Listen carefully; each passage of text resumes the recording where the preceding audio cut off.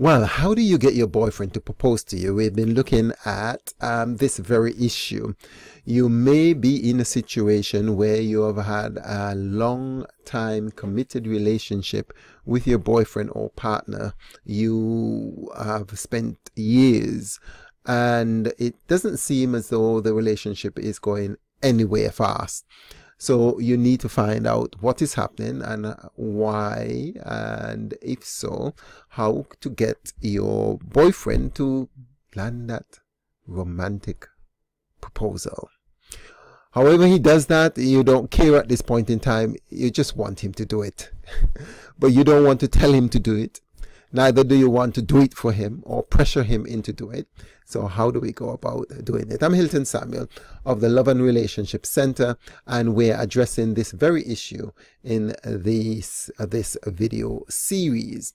In the last video, we spoke about living life beyond him.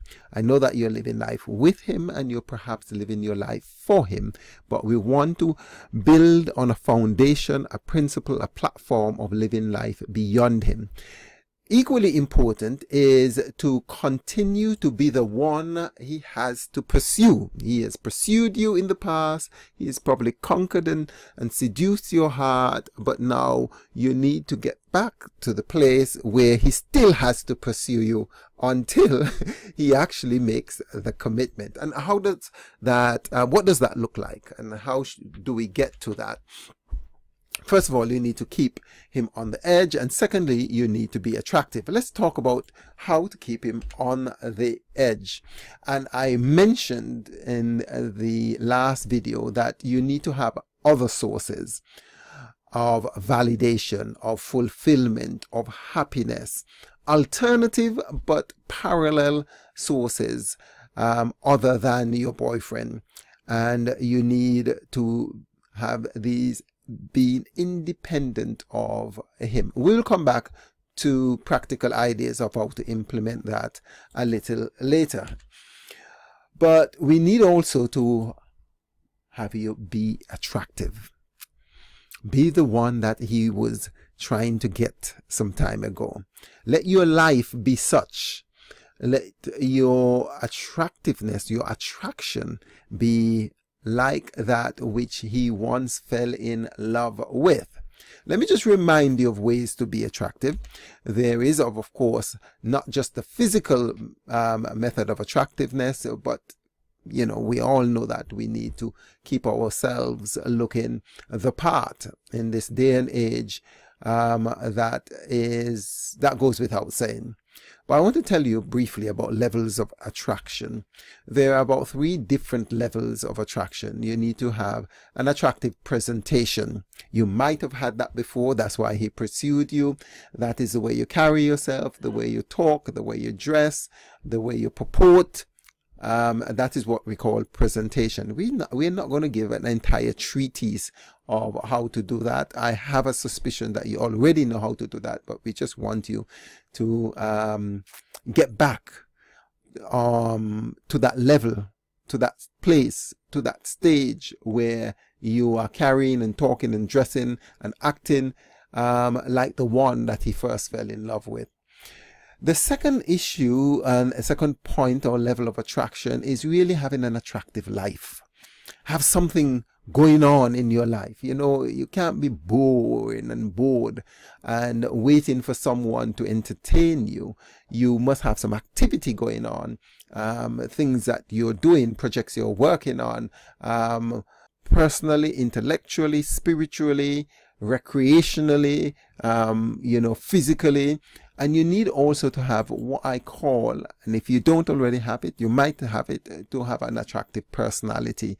You must be kind and helpful and have an outgoing, cheerful, positive attitude. Let me just break that down. Joe Beam of Marriage Helper has a particular formula that might be helpful to you. He calls it PIES, which is an acronym of being physical, improving your physical well-being.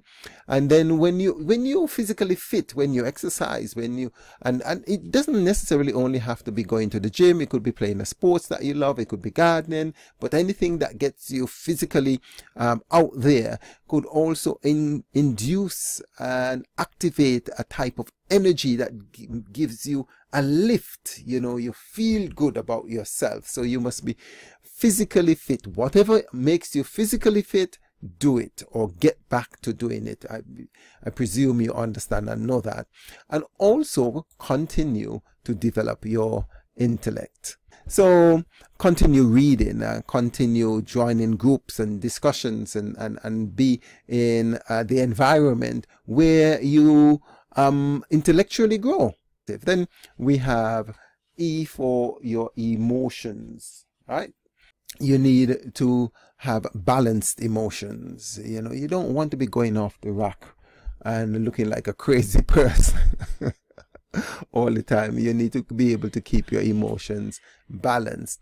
And obviously, S is for your spirituality. You have spiritual, moral values and beliefs that you could stand by, principles that you live by, and borders and parameters within which you operate. These all make you very, very attractive. And these not only make you attractive for him and keep his attraction on you, it makes you attractive to other people too. You would find that even though you're in a relationship, men and other men would be looking at you, and those who don't know that you're in a relationship, they probably would show interest in you, and that will boost your esteem. And that has an interesting byproduct or result, is that it activates a man's jealousy. It activates men's jealousy and their fear of losing you, and increases their desire to secure you. Be attractive, not just for him, but for yourself. And that attraction will also attract other people in your life, which will make you feel good, which will make him recognize that if he doesn't secure this beautiful person, there is a chance, a real chance, that other people will want to secure you.